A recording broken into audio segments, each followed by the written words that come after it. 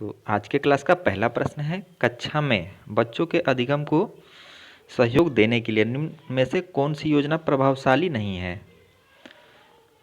तो कौन सी योजना जो है प्रभावशाली नहीं है, तो इसका राइट आंसर है ऑप्शन सी। बच्चों को जो है प्रश्नों के उत्तर की निष्क्रिय नकल उतारने के लिए कहना, ये जो है ये अधिगम को सहयोग देने के लिए योजना प्रभावशाली नहीं है। निम्न में से कौन सा सवाल प्रक्रियात्मक ज्ञान से संबंधित है। तो कौन सा सवाल जो है प्रक्रियात्मक ज्ञान से संबंधित है,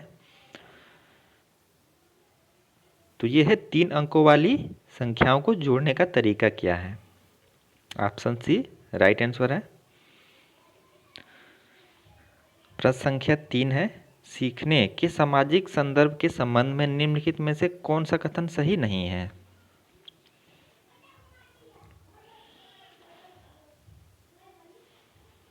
तो तीसरे का राइट आंसर है ऑप्शन बी। सीखने का सभी कार्य व्यक्ति द्वारा उनके दिमाग में किया जाता है। तो ये जो है सीखने के सामाजिक संदर्भ में सही रूप से बात नहीं कही गई है।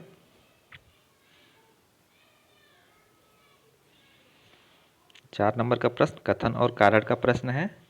कथन दिया है, बच्चों के शारीरिक विकास में देरी के लिए पूरी तरह से उनकी आनुवंशिक बनावट को जिम्मेदार ठहराया जा सकता है। कारण में दिया है, बच्चों के शारीरिक विकास के लिए वंशानुगत कारक ही जो है उत्तरदायी होते हैं। तो क्या इसमें सही है? 4 ऑप्शन है, तो इसमें जो है कथन और कारण दोनों गलत हैं।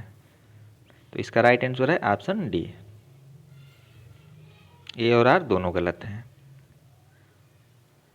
बाल केंद्रित कक्षा कक्ष में विद्यार्थी तो ज्ञान के सक्रिय निर्माता हैं। 5 का राइट आंसर है ऑप्शन बी। 6 नंबर का प्रश्न है, निम्नलिखित में से कौन सी व्याख्या हावर्ड गार्डनर द्वारा प्रतिपादित तार्किक गणितीय बुद्धि का उल्लेख करती है। चारों ऑप्शन आप लोग देख लें और बताएं राइट आंसर क्या होगा। तो 6 नंबर प्रश्न का राइट आंसर है ऑप्शन डी, समस्याओं को तर्कपूर्ण तरीके से विश्लेषण करने व मसलों की वैज्ञानिक दृष्टि से विवेचन करने की क्षमता।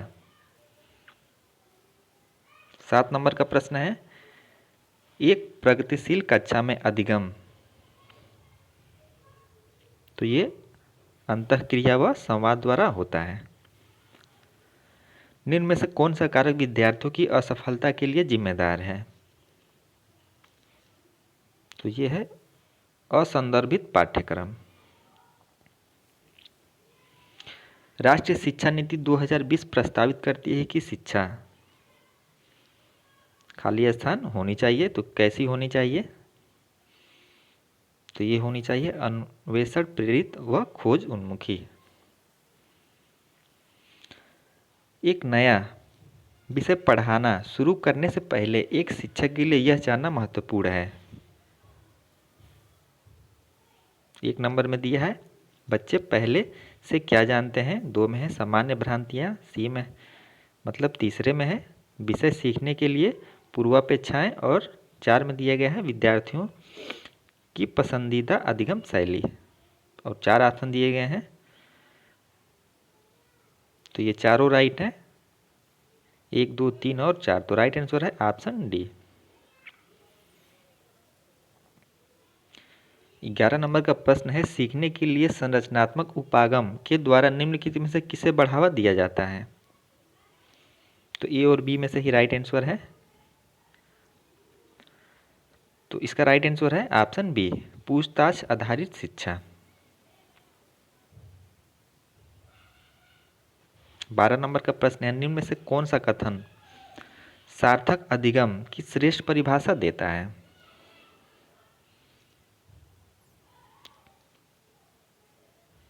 तो 12 नंबर के प्रश्न का राइट आंसर है ऑप्शन बी, अधिगम एक सक्रिय प्रक्रिया है जो बच्चों द्वारा विद्यालय के बाहर ली गई जानकारी को सम्मिलित करता है।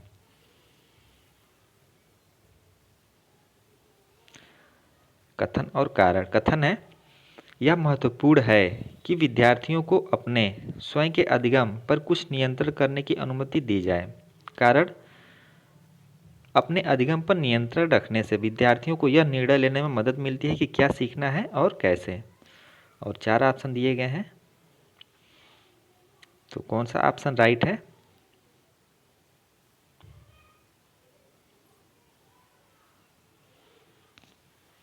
तो इसमें कथन और कारण दोनों सही हैं,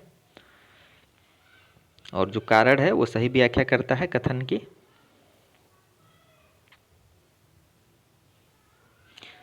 चौदह, एक शिक्षक को उन गतिविधियों को बढ़ावा देना चाहिए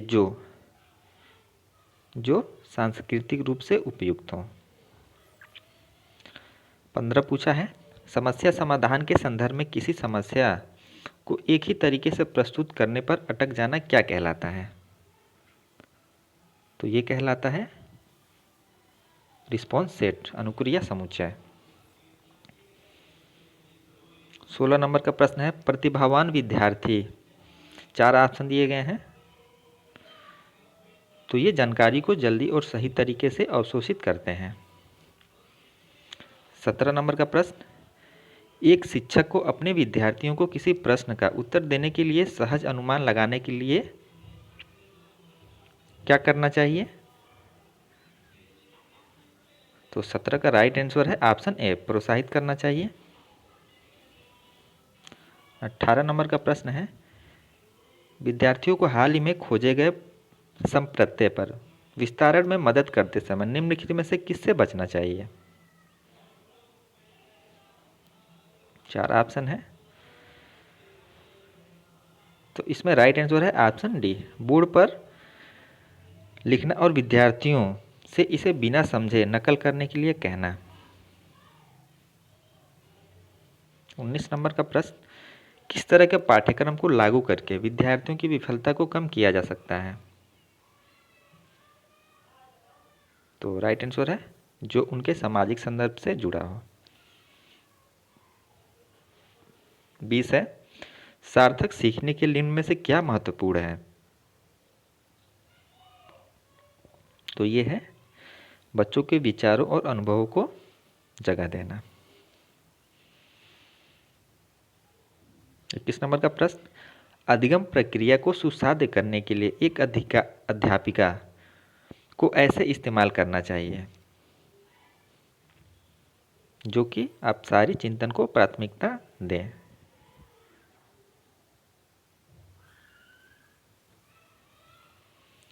निम्न में से किसने सामान्य बुद्धि के विचार को नकारा और बुद्धि को अनेक विशिष्ट संसाधन संक्रियाओं के पदों के रूप में परिभाषित किया है?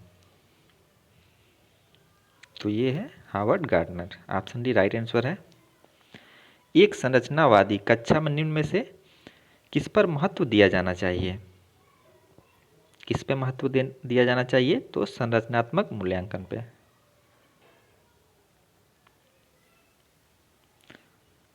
वाइगोत्स्की के सिद्धांत के अनुसार निजी संवाद, तो ए और बी और सी दिए गए हैं, तो इन्हीं तीनों में राइट आंसर है। तो राइट आंसर है ऑप्शन सी, जटिल कार्य करते समय बच्चों को उसके व्यवहार संचालन में सहायता देता है। 25 है, लेव वाइगोत्स्की के सिद्धांत मुख्यतः व्याख्या करते हैं किसकी? तो ये करते हैं संज्ञानात्मक विकास में सांस्कृतिक उपकरणों के योगदान को।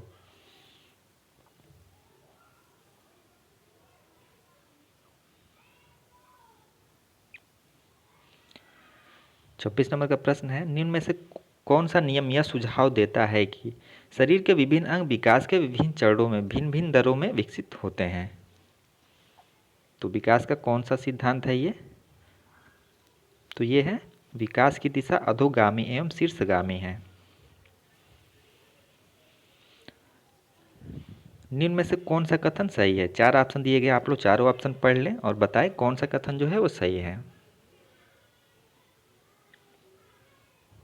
तो इसका राइट आंसर है ऑप्शन ए, बच्चों का विकास एक सामाजिक सांस्कृतिक परिप्रेक्ष्य में होता है। 28, आनुवांशिक विन्यास के पूर्व निर्धारित रूप से प्रकट होने की प्रक्रिया क्या कहलाती है? तो ये है परिपक्वता। 29 नंबर का प्रश्न, एक शिक्षिका किस संरचना का इस्तेमाल करती है जब वह एक बच्ची की जिग्सा पहेली बनाने में मदद करती है, इशारे व संकेतों से? तो ये करती है इसके फोल्डिंग पार्ट यानी सहायता देना। और आज का हमारा अंतिम प्रश्न है कथन और कारण है। कथन है, एक बाल केंद्रित कक्षा व्यक्तिवादी होती है और एक कठोर संरचित पाठ्यक्रम का अनुसरण करती है। कारण है कि बच्चा सबसे अच्छा तब सीखता है जब शिक्षक तानाशाह और नियंत्रक होता है। और 4 ऑप्शन है, तो इसमें क्या राइट है? तो इसमें दोनों गलत हैं, यानी कथन और कारण जो है वो दोनों गलत हैं। तो राइट आंसर है option D, A and R दोनों गलत हैं। तो ये आज का हमारा अंतिम प्रश्न था।